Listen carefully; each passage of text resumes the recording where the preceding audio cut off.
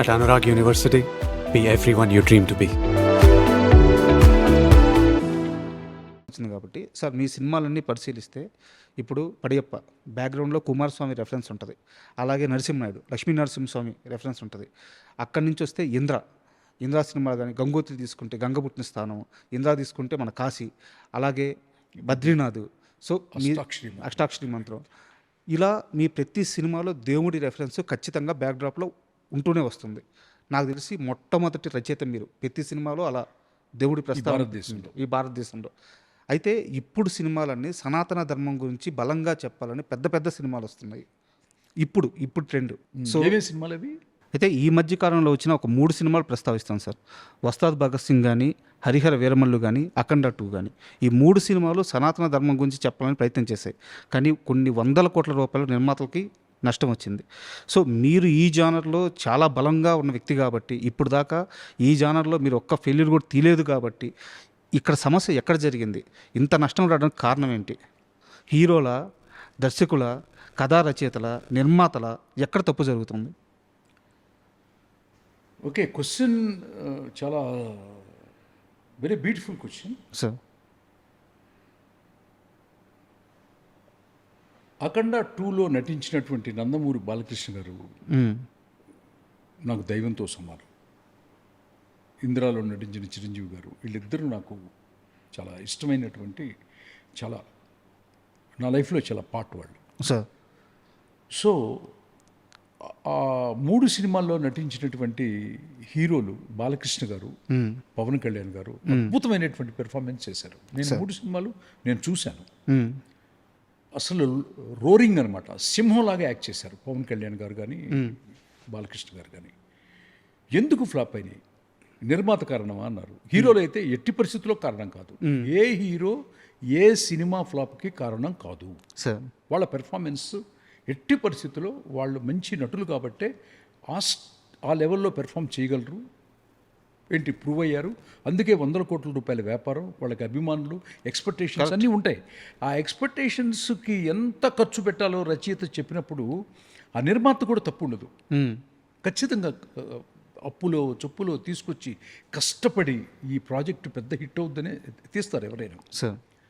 So తప్పంతా కూడా 100కి 100% అక్కడున్నటువంటి దర్శకుడు కూడా తప్పు కాదు. దర్శకుడు కూడా పోర్ట్రేట్ చేశారు బాగానే. కానీ సిచ్యువేషన్ ఎలా ఉంటుందంటే, రచయితే దర్శకుడు అయినప్పుడు మాత్రం రచయితే దర్శకుడు అయినప్పుడు మాత్రం అంటే 2 పాత్రలు అతనే పోషించినప్పుడు మాత్రం 100కి 100% ఆ creator is the responsibility for that entire flops in the project. ఈ నష్టాన్ని నిర్మాత పంచుకోకుండా అందరికి షేర్ చేయటం బెటర్ అనిపిస్తుంది నాకు అప్పుడప్పుడు. ఎందుకంటే నిర్మాత మనకు అన్నం పెడతాడు, నటుడు ఏది చెప్తే అది నటిస్తారు. అట్లాంటి ఇండస్ట్రీలో ఫ్లాపులు రావడానికి కారకుడు మాత్రం ఎట్టి పరిస్థితుల్లో సక్సెస్కి first reason writer, second reason writer, third reason writer. ఫెయిల్యూర్కి first reason writer, second reason writer, third reason కూడా రైటర్. సో రైటర్లోనే ఉంటుంది అంతా, టోటల్ స్క్రిప్ట్లోనే ఉంది. ఆ మ్యాజిక్ ఏంటి అనేది నేను చాలా ఇంటర్వ్యూస్లో చెప్పాను. సినిమాని నేర్చుకునేవాడు వేరు, సినిమాని చదువుకున్నవాడు వేరు. తేడా ఏంటి సార్? నేర్చుకోవడం అంటే, ఇప్పుడు మనం సినిమా పరిశ్రమలో ఉన్నాము, మనకొక గురువు ఉంటారు. ఆ గురువు నిష్ణాతుడా కాదా? ఇప్పుడు సందీప్ పుంగారెడ్డి ఉన్నాడు, ఆయన అర్జున్ రెడ్డి చూశాను, నేను చాలా అప్రిషియేట్ చేశాను. టీ సిరీస్కి ఫోన్ చేసి చెప్పాను, ఈ సినిమా చాలా చాలా బాగుంది అని. అక్కడ ఆకుల రాజేంద్ర అనే ఒక జనరల్ మేనేజర్ ఉండేవాడు. నేనే నూన్ షో చూసి ఫస్ట్ హాఫ్ అయిన తర్వాత చేసేసాను. సో ఆ అబ్బాయి ఫారెన్లో చదువుకున్నాడు, నాగ్ అశ్విన్ ఫారెన్లో చదువుకున్నాడు సినిమాని. దురంధర్ డైరెక్టర్, ఓకే, ఆ అబ్బాయి చదువుకున్నాడు.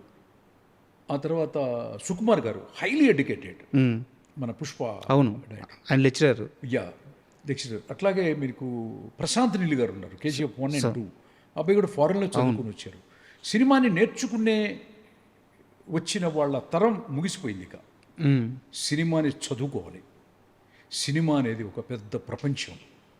ఆ ప్రపంచంలో చదువుకుంటే స్క్రిప్ట్ ఎలా సోల్తో రాయాలి, ఎట్లా స్క్రిప్ట్ని స్క్రీన్ కథగా మార్చాలి, ఆ సోల్ని ఎట్లా స్క్రీన్ ప్లేగా మార్చాలి అనేది పెద్ద పెద్ద ప్రొఫెసర్స్, పెద్ద పెద్ద లెక్చరర్స్, పెద్ద పెద్ద యూనివర్సిటీల్లో దాన్ని ఎడ్యుకేషన్గా చెప్తారు.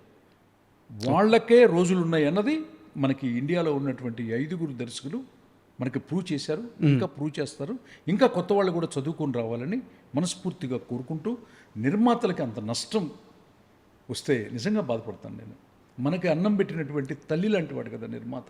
సో అట్లాంటి నిర్మాత నేను రాసిన ప్రతి సినిమా వచ్చిన డబ్బుల్ని దత్తుగారు మిస్సెస్ అయితే అయ్యా ఇంతవరకు మాకు 3 ఆడపిల్లలని నాతో చెప్పింది ఇంట్లో. సో అట్లా మనం రాస్తే నిర్మాతలు ఇంటికి పిలిచి ఏంటి సంతోషంగా ఉండాలి, కొన్ని కోట్ల రూపాయలు లాభించామని చెప్పాలన్నమాట. సో ప్రతి రచయిత కూడా, అప్కమింగ్ వచ్చే రచయిత కూడా మీరు బాగా చదువుకోండి, విశ్లేషించండి.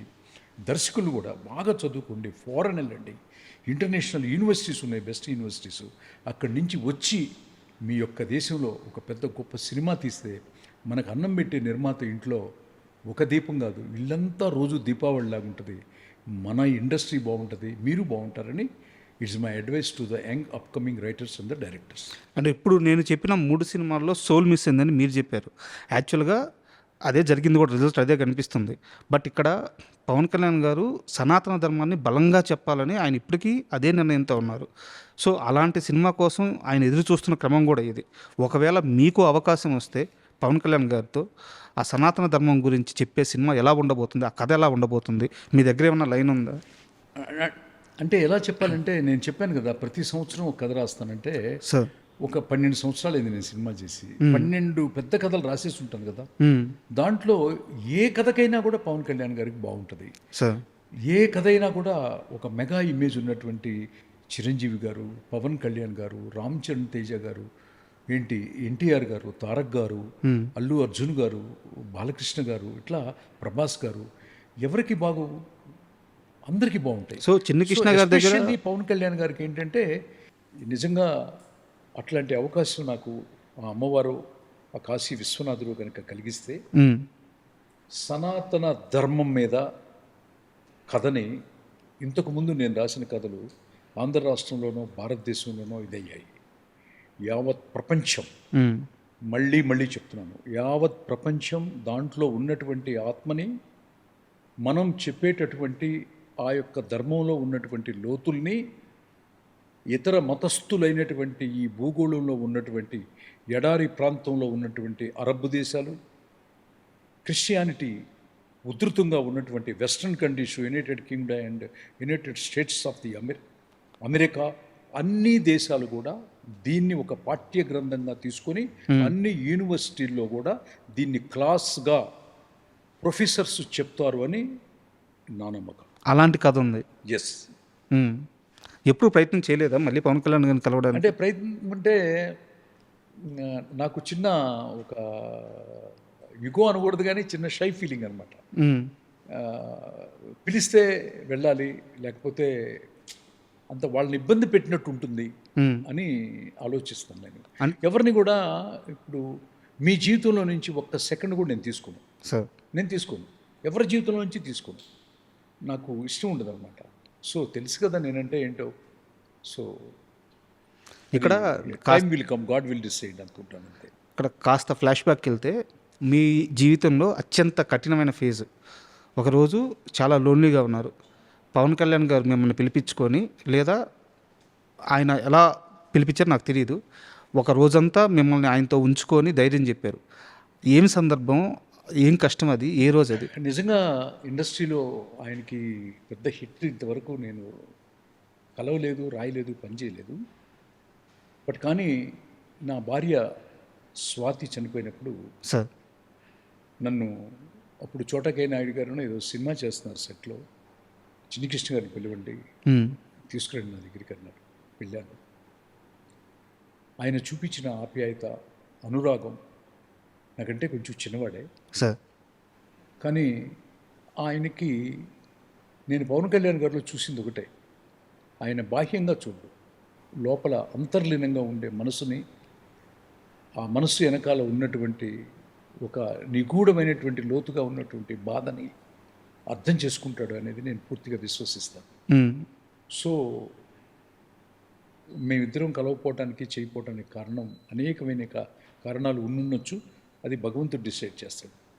కానీ ఆ ఓదార్పు, నాకు ఇచ్చినటువంటి మనోధైర్యం పవన్ కళ్యాణ్ గారు నేను ఎప్పటికీ మర్చిపోలేను. కళ్యాణ్ బాబు గారు మీరు అడుగుతున్నారు, చూస్తున్నారు కదా ఎప్పుడు పని చేస్తామని చెప్పి. సో ఏదైనా చిన్న చిన్న గ్యాప్స్ ఉన్నా కూడా ఒక మెట్టు దిగి మీతో పనిచేయాలని ఉందని మనస్ఫూర్తిగా చేతులు జోడించి అడుగుతున్నాను. ఐ డ్రీమ్స్ ద్వారా. That's all. అయితే ఇక్కడ నా దగ్గర ఒక ఇంట్రెస్టింగ్ క్వశ్చన్ సార్. ఒక సినిమా ఫంక్షన్లో చిరంజీవి గారు బాలకృష్ణ గారు పక్క పక్కనే ఉన్నారు. చిరంజీవి గారు మాట్లాడుతూ కలిసి యాక్ట్ చేయడానికి మేమిద్దరం రెడీగా ఉన్నాం, ఏం బాలయ్య అంటే ఆయన రెడీ అన్నారు. బోయపాటి నీకు ఈ ఛాలెంజ్ ఇస్తున్నా తీసుకో అని చెప్పి స్టేజ్ మీద చిరంజీవి గారు అన్నారు. అని ఎవరన్నారు? చిరంజీవి గారు అన్నారు. నేను నా పేరు చెప్పాను లేదు, మీ బోయపాటి గారి పేరు చెప్పారు. అదే బోయపాటి గారు అంటే ఆయనకి చాలా బాగా గౌరవము నమ్మకము ఉంటే తప్ప మనసులో నుంచి ఆ మాట రాదు కదా. ఓకే, అంత పెద్ద స్టేజీలో వాళ్ళిద్దరు కాంబినేషన్లో బోయపాటి గారు నాకు ఇష్టమైన డైరెక్టర్ కాబట్టి, నాకు ఇష్టమైన రచయిత కాబట్టి, ఆయన రాస్తే ఆయన డైరెక్ట్ చేస్తే వీళ్ళిద్దరు నటిస్తే ఎప్పుడు థియేటర్కి వెళ్ళి ఫస్ట్ ₹1,00,000 పెట్టి టికెట్ కొని చూడాలని నేను కూడా ఎదురు చూస్తున్నాను. ఈ మధ్య బాగా సెటైరికల్ మాటలు బాగా ఎక్కువ నేర్చుకున్నట్టున్నారు. లేదు, సెటైరికల్ కాదు కదా. ఇప్పుడు చిరంజీవి గారు మాట్లాడతాం, అది సెటైర్, అది సెటైర్, అది సెటైర్ కాదు కదా. అంత పెద్ద నిండు సభలో బాలకృష్ణ గారు రెడీ అన్నారు, నేను రెడీ, బోయపాటి నువ్వు రెడీ చేసుకో అన్నారు అనేది సెటైర్. అది సెటైర్ అయితే నేను వేసింది కూడా సెటైర్ అవుతుంది. అది నిజమైనప్పుడు నేను ₹1,00,000 పెట్టి టికెట్ కొని వస్తానంత కూడా 100% కొని వస్తాను. That's all. మనం ఇండస్ట్రీ బాగుండాలని చూడాలి కదా. మీకు బోయపాటి మీద కోపం పోయిందా, ఇంకా ఉందా? కోపం ఎప్పుడు నాకు లేదు. ఏదో నమ్ముకొని చరణ్ బాబు ఏదో ఇస్తే అది బాగా డిజాస్టర్ అయింది అని విన్నాను, చూడలేదు కానీ అని విన్నాను. అంటే హీరోల ఇమేజ్లు ఎంతో కష్టపడి కట్టుకుంటారు సార్. దాన్ని 10 times పెంచే కథ రాయాలి. దాన్ని 10 times పెంచే కథ రాయాలి. వాళ్ళ విలువను నిలబెట్టాలి. వాళ్ళ యొక్క అభిమానుల యొక్క ఎక్స్పెక్టేషన్స్ రీచ్ అవ్వాలి any writer or director. Sir, దాన్ని నేను ఇందాక చెప్పాను కదా, హీరోలు కష్టపడి ఏర్పరచుకున్నటువంటి ఆ ఇమేజ్కి డబ్బు ముడిపడి ఉంది. కొన్ని కోట్ల రూపాయల స్ట్రేక్ ప్రొడ్యూసర్కి ఉంది. ప్రొడ్యూసర్, డబ్బు, హీరో ఇమేజ్, ఈ మూడు ఎవరి మీద ఆధారపడ్డాయి? స్క్రిప్ట్ రైటింగ్ మీద ఆధారపడ్డాయి. స్క్రిప్ట్ రైటింగ్లో నువ్వు కనుక తప్పు చేస్తే మొత్తం కుప్ప కూలిపోతుంది కదా, పునాదులు లేకుండా బిల్డింగ్ కట్టినట్టు. అప్పుడు సాధారణంగా ఒక ఫీల్డ్లో ఉన్నప్పుడు ఒక పెద్ద డిజాస్టర్ వచ్చినప్పుడు చిన్న అది వ్యక్తిగతం ఏముండదు. అబ్బాయి కూడా నా దగ్గరికి వచ్చాడు నిందిస్తుడు కథ కోసం, నాకు తెలుసు. కానీ ఎక్కువ జాగ్రత్తలు తీసుకోవాలి. అంటే ఇగోకు పోకూడదు. ఎప్పుడు ఒక కథా రచయిత అంటే నేను మళ్ళీ మళ్ళీ చెప్తున్నాను, అమ్మవారి స్వరూపంతో సమానం. ఒక ఊరికి నేను నాలుక మీద బీజాక్షరాలు అమ్మవారు ఎవరికి పడితే వాళ్ళకి రాయు. రచయితల సంఘంలో ఉన్నటువంటి ప్రతి రచయితకి ఆ అమ్మవారు, భారతదేశంలో ఉన్నటువంటి ప్రతి నవల రచయిత, సినిమా రచయితలందరికీ కూడా ఆ నాలుక మీద అమ్మవారే రాస్తుందన్నమాట. అమ్మవారి స్వరూపం ప్రతి రచయిత, మళ్ళీ మళ్ళీ చెప్తున్నారు, రచయిత అంటే అమ్మవారి స్వరూపం. ఆ అమ్మవారి స్వరూపాన్ని గౌరవించి ప్రేమించాలి తప్పితే అమ్మవారి మీద యుగో పెట్టుకొని, అమ్మవారి మీద అలిగి, అమ్మవారినే తొక్కేద్దాము అని మీరు ఫస్ట్ ఏదో క్వశ్చన్ వేశారు తప్ప అది జరగదు, జరగనివ్వను కూడా. అయితే ఇక్కడ నా ప్రశ్న ఏంటంటే, చిన్ని కృష్ణకి ఉన్నంత టాలెంట్, చిన్ని కృష్ణకి ఉన్నంత సక్సెస్లు అందరికీ ఉండాలని రూల్ లేదు. సినిమా అన్నాక క్రియేటివ్ వర్క్ మధ్యలో ఫ్లాప్ రావచ్చు, హిట్ రావచ్చు. సరే, మీకైతే అన్ని హిట్లు వచ్చినాయి. కొంచెం బద్రీనాథ్ కానీ, జీనియస్ కానీ వాటికి కూడా పెట్టిన పెట్టుబడికి డబ్బులు తిరిగి వచ్చినాయి. సో మీరు ఆ విషయంలో లక్కీ. కానీ ప్రతి మనిషి ఆ విషయంలో అంతే లక్కీ ఉండాలని లేదు కదా. బోయపాటి గారు ఒక చిన్న ఫ్లాప్ దియంగానే చిన్ని కృష్ణ ఎందుకు గతంలో కానీ ఇప్పుడు కానీ ఇంతలా ఉన్న తీవ్రంగా విమర్శించాల్సిన అవసరం ఏముంది? బాగుండాలనే కోరుకుంటున్నాను. Please respect the script. మీకేమన్నా ఎక్స్పీరియన్స్ ఉందా? మీరు గౌరవించండి అంటున్నాను. మీకేమైనా ఎక్స్పీరియన్స్ ఉందా బోయపాటి గారితో ఇలాంటి ఒక నాకేం ఎక్స్పీరియన్స్ మీ దగ్గరికి వచ్చి ఏదో కొంచెం చిన్న నందీశ్వరుడు కథ కోసం వచ్చారు మ్మ్. అంతే. అక్కడ ఒక బ్యాడ్ ఎక్స్పీరియన్స్ ఏమైనా అయిందా అదేం లేదు మ్మ్. అదేం లేదు. Sir extraordinary very good director అబ్బాయి, మ్మ్. ఎమోషన్స్ బాగా తీస్తాడు.